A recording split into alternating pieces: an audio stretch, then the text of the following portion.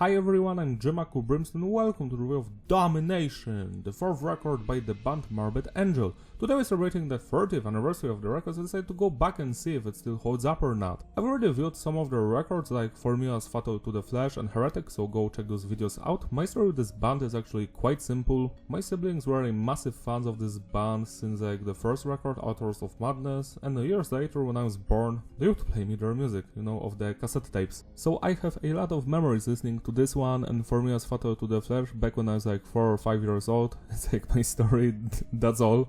Domination is an interesting record for many reasons, the first one being the shift in the band's music style, much more slower and slimier compositions than before, and also there's a lineup change, so we've got Eric Rutan on rhythm and lead guitars. It's his first record with the band. After this one he basically left and came back for Gateways of Annihilation. David Vincent, the vocalist and the bassist, quit after this record, and actually he came back after Heretic, did the Rammstein 2011 album and then left again, and nowadays he's actually playing this entire record in its entirety, like live. Trey Azark on the rhythm and lead guitar and keyboards, so he's like the founding member. We've got Pete on the drums. One of the most interesting things to me personally is who wrote which songs, so you can actually check that out here. So we've got the first two songs by Trey, then by both the guitarists, then Rutan did some, then we've got Trey again, Rutan, Trey, and Rutan. So that's actually interesting to know that there were like two songwriters here.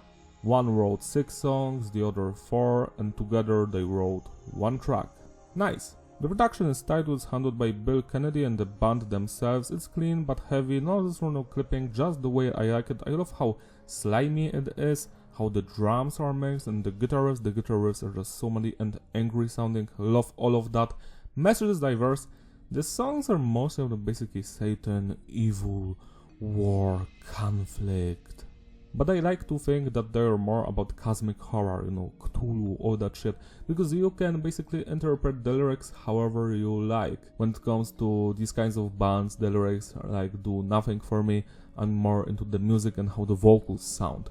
The structure of the songs is between basic and advanced, so usually we've got an intro, verse, pre-chorus, bridge, chorus, outro. Each song has from 1 to 4 guitar solos. The more advanced structure is where basically the first 2 to 3 minutes follow the standard structure, but then the bridge happens and the bridge goes off the rails. We have from 2 to 6 different segments in the bridge, and that's why the structure is advanced. When it comes to music genre, this is a death metal record through and through. Now let's focus on the musicianship. The drummer Pete is straight up killing it. I love his groove, the style, the precision of his playing, double bass work. Wow, just wow, his speed, precision goes so well. Then we got the bass work by the vocalist. Well, the bass, I don't think that it's all that audible, but it's there. If you focus, you can hear it, and mostly follows the guitars, it's nothing special. Then we've got the guitar work by Trey and Eric, and wow. Just wow. The guitar riffs are all over the place in a good sense. They're just so heavy, lots of changes. The guitar solos very interesting. I don't know why.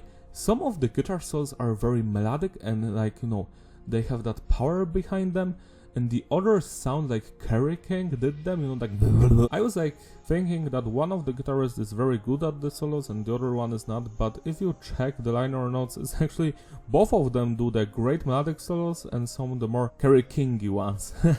Kerry Kingy. Kerry King.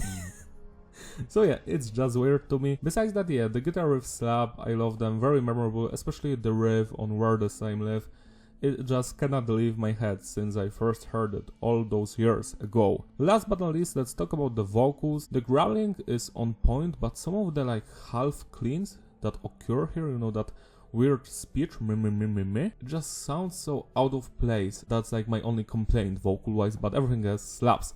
Now let's rate the individual songs. The album opens up with Dominate. I love the beginning. So yeah, all of that slaps, the drumming, the guitar riffs, the vocals. This song has passion, energy behind it. It's a perfect start to the album. 10 plus out of 10. Where the slime live? Dum dum dum dum dum. Wow, where the slime lives? Dum dum dum dum dum. The burning dogma. Dum dum dum dum dum dum. I remember both of these songs the most because I've actually learned how to play them on the guitar for my sister, you know, as a gift.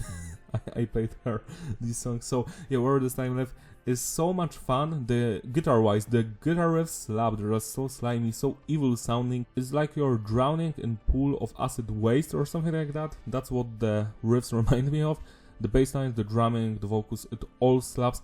I like the effects on the vocalist's voice, you know, that he sounds like he's drowning as well. So yeah, this song, very fun the first 2 minutes, then it shifts, but while we get new melodies here, new riffs, new heavier parts, they're just as good as the previous ones. So this song was actually very well structured from beginning to the end. Every section was a treat to hear, and you probably know this song very well and you know what I'm talking about. This is a classic, 11 out of 10, eyes to see, ears to hear.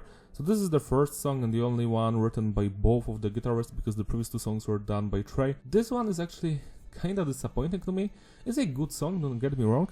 It has a lot of those chromatic, very evil sounding riffs, kinda similar to Korn's debut album, you know, the so it has all of that. And why I do enjoy it, I feel like there's a little bit too much repetition here. The guitar solo, it's okay. Yeah, this is a good song, but weeks from now on, if I'm going to put this record on, I will remember like most of the songs, but this one I will not. So 7 out of 10. Melting, so this is the first interlude on the release. It's like a MIDI track. It sounds like something from Doom video game, but darker. I don't know why it's here, like why do you need to take a break from the death metal already? And also, it kind of seems like a filler, so it's decent, but if it were up to me, it would not be on the album. Instead, I would put the song Caesar's Palace here, because that one has also a more, somber beginning, so it would like give you some space to breathe. 6- out of 10. Nothing But Fear. This is a classic. I love this song. It's not as good as the first 2 tracks. It was also written by Eric Rutan, same as Melting, I think, and I love the melodic guitar solo. I'm sure you know what I'm talking about. That guitar solo, wow, that melodic moment in the middle of the song, it's what makes me return to this track time after time. 10- out of 10. Dawn of the Angry. This song is actually quite funny because the voice is like Call of Duty, Call of Duty. Call of Duty did not exist by then, but still, it's kind of funny to me. I enjoy this one, even if it's not as good as the first 2 songs. It's better than Eyes to See, Ears to Hear. Yet again, some of the guitar riffs very fun to listen to, other ones not so much. The guitar solo slaps, one of them. So yeah, 8- out of 10. This Means War. For me personally, this is the weakest metal song here, like if you're not counting Melting, because it's a filler. It was written by Eric. If it were to me, I would remove it from the album, but it's fine, you know. It's not that I'm not going to listen to it. It's just unmemorable. It's like I'm not going to remember this one, and the riffs weren't that great, to be honest. It seems like it's here just to pad out the album. I prefer albums that are shorter but are like all bangers, so I wouldn't keep this one here, but on its own I have nothing against it. It's just decent. That's it. 6 out of 10. Caesar's Palace.